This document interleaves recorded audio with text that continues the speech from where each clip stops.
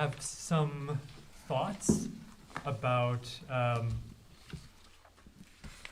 the whole issue of staff retention and staff satisfaction, which I gather is kind of at the root of why we want to increase salaries in general.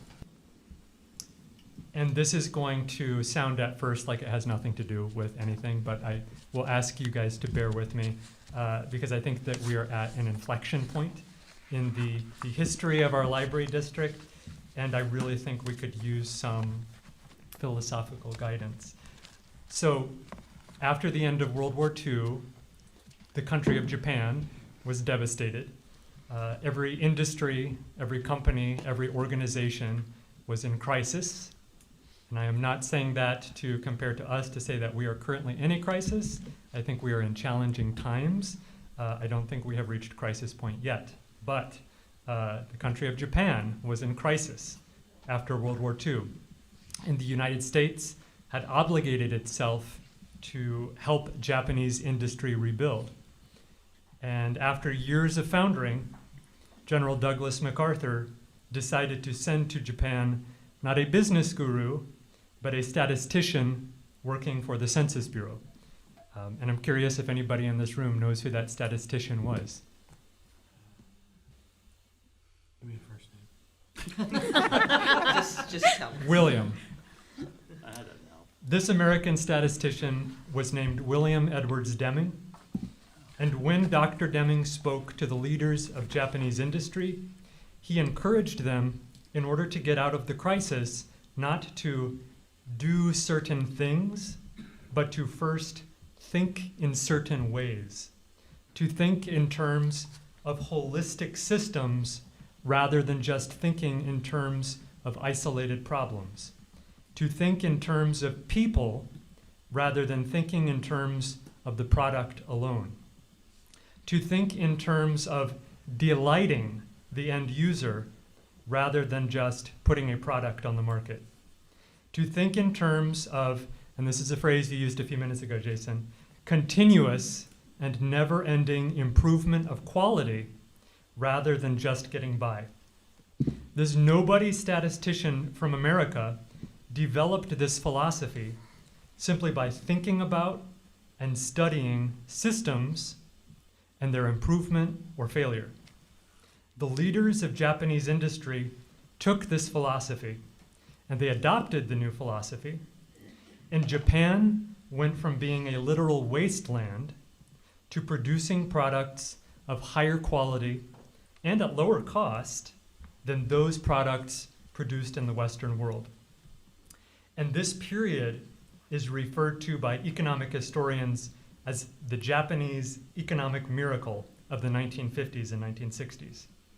For anyone who has ever studied the science of quality management, you have to have studied Dr. Deming.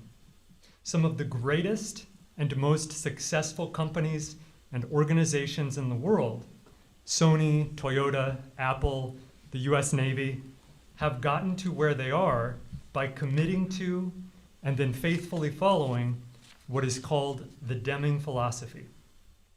And this leads me to what I would like to say about our library system.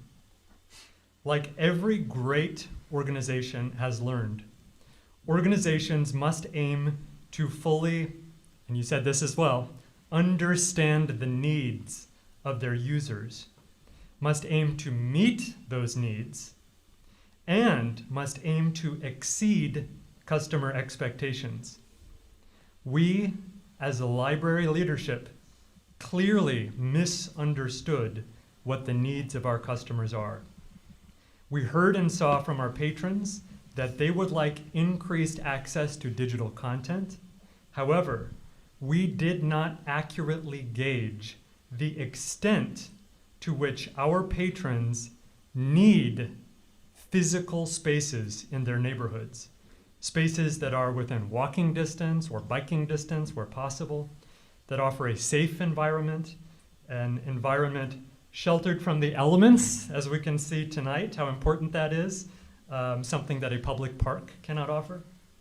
An environment where families and small children are welcome, and ultimately where learning and personal development can happen.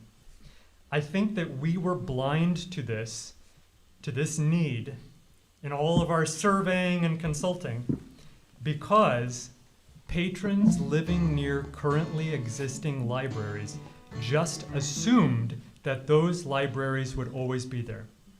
Not until we brought up the possibility that these cornerstones of our neighborhoods could disappear did it become evident to us just how high on people's value scale these physical, local neighborhood spaces are, even in the digital age. It has become crystal clear to me in the past week that we as a library cannot meet, even less exceed, the needs and expectations of our patrons, correctly understanding those needs and expectations. We cannot succeed in that by closing our mid-sized library branches. What I'm about to say is not a criticism of Jason or any other administrative staff person. In my time on the board, I have gotten to know each person on the leadership team, and I know that they are all smart, and they all love our library system, and they all love our community. Rather, what I'm about to say is my assessment of a system as a whole. If we want a county library system that can meet the needs and exceed the expectations of our patrons, that can continuously and incrementally improve the quality of the services we are offering, while also meeting our most fundamental obligations, such as not running our budget into deficit territory, then I am convinced that we need to start by giving conscious effort to having and acting upon a coherent organizational philosophy that will serve as a lighthouse to guide everything we do in the right direction. That needs to start at the very top with us, the board. We as the board need to decide that we are going to foster a profound cultural shift in this organization. And here is where I think we need to start. First, we need to reaffirm St. Charles City County Library's mission to serve the community. And we need to reaffirm that we are going to align all our efforts towards this purpose. Second, we as the board need to decide that we want to foster a culture of continuously improving quality, not backsliding quality, and then, being that we, the board, are the bosses of library administration, it is our responsibility to give library administration adequate clarity and direction so that they can also adopt this culture among admin and management and infuse it in the entire organization. Third, we need to recognize that a culture of continuously improving quality is as much about the quality of the processes, in other words, how we are treating and training and equipping staff to do their job, as it is about the quality of our end product, the services and goods that we are delivering to the public. I believe now more than ever that our philosophy has to start with being a people-first philosophy. This means that right off the bat, we need to drive out fear, which is the poison of any organization. We need to develop leadership that is supportive of staff. We need to break down barriers between departments, between employees. If there are any arbitrary numerical quotas that library leadership is setting for staff, we need to get rid of those quotas. If there is any instance where employees are being penalized for things that are out of their control, then we need to stop that. If there are any areas where we are making our employees compete against one another rather than cooperate with one another, we need to make sure that stops. If there are any barriers that are preventing staff from being able to take pride in their work, we need to get rid of those barriers. We need to foster a vigorous program of education and self-improvement for everyone, from top managers down to the part-timers, with continuous learning opportunities. And we need to put everybody in the organization to work to accomplish this transformation. And that means board members, administrators, managers, full-time staff, part-time staff, foundation staff, stakeholders, everyone working together on this, because quality is everyone's responsibility. As for the specifics of how we are going to manage all of our challenges, there have been a lot of ideas that have been floated, and I'm sure that there's going to be a lot more ideas. I by myself cannot give a single quick and easy answer. And the board, for as brilliant as my fellow board members are, cannot serve up a quick and easy, top-down, developed in a back room answer. The answer will have to be something that we as an entire organization, and even more than that, as an entire community, hammer out together.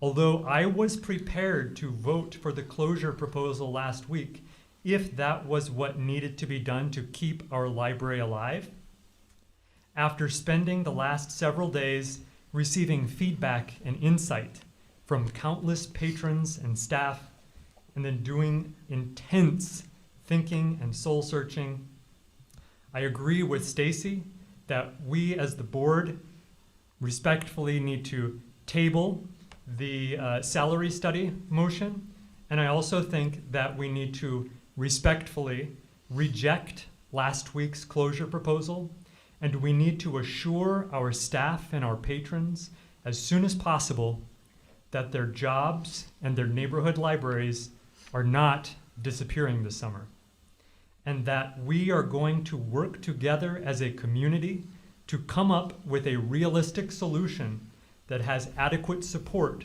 from all of our stakeholders. So, being able to work in a workplace that brings you joy and in which you can take pride in your work, I believe will be much more valuable to retaining and attracting talent than higher salaries alone. And I think we have a year to figure these challenges out together.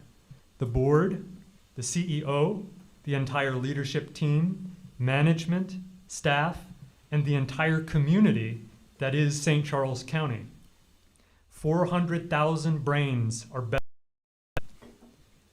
And after giving this a lot of thought, I believe we need to use this summer to institute a mechanism for community engagement and institute it as soon as possible, involving our entire St. Charles County community in the coming debate and the coming compromises and the decision-making processes, so that whatever we decide, whatever that may be, we will have the support for any necessary changes.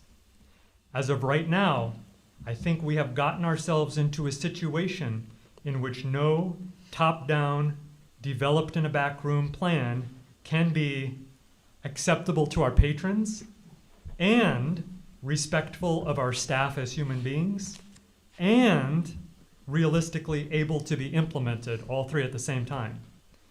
Only if we implement a robust and ongoing, not just a one-time, mechanism for gathering feedback from both patrons and staff about what they most fundamentally need, not just what they say they would like, but what they fundamentally need, will library leadership be able to correctly restructure our system so that staff can take pride in their work, and so that our library can not just satisfy, but delight our patrons. When everyone has a part in the change, fear of change will vanish. So to recap what I am suggesting, I'm not suggesting a program with defined solutions right now. I'm suggesting first the adoption of a philosophy. The philosophy that Dr. Deming taught to the great companies and organizations of Japan and America had 14 steps, but you all have graciously listened to me talk enough for one night. So for everyone's sake, I'm going to boil that philosophy down to 7 steps. This is the 7-step philosophy that I am recommending we as the board adopt. And this is not something that needs to be in official publications or on our website. I'm not asking that we print it there. I'm asking that we print it in our brains. Step number 1, reaffirm the library's mission to, above all else, serve the community and commit to aligning all our efforts towards that purpose. Step number 2, become intentional about fostering a culture of continuously and incrementally improving the quality of everything we do, and us board need to give library administration adequate clarity and direction to that effect. Step number 3, commit to a people-first philosophy that puts the most basic needs of people above all else. Step number 4, drive out fear. Drive out the psychological poison of organizations. Staff cannot work with us to get our organization through these challenges if they are distracted by fear. Step number 5, recognize that something like 95 to 96% of employees in an organization are already doing their best with the resources and the training and the guidance that they have been given. And if there are problems in an organization, that almost always means there is a fault not in the individual workers, but a fault in the system. In other words, in our system of how we as leadership are managing the organization. Step number 6, improve our system by helping management break down barriers between departments, break down barriers that are preventing staff from being able to take pride in their work, refuse to penalize employees for things that are out of their control, and improve the library's support for more robust education and training for all library employees.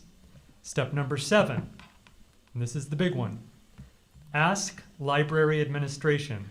So I'm asking the board to ask library administration to work with us, the board, on instituting, as soon as possible, an official mechanism for community engagement in the decision-making process, apart from merely having a public comment period during our board meetings. Institute this official mechanism for community engagement in the decision-making process so that whatever we end up deciding regarding how we are going to transform our organization and emerge from this challenging moment, whatever we end up deciding, then we will have enough support for any necessary changes. We can do this, and we can get it done through thorough and transparent community engagement in our decision-making process. This is the only way out of this moment. Thank you. Thank you, Josiah.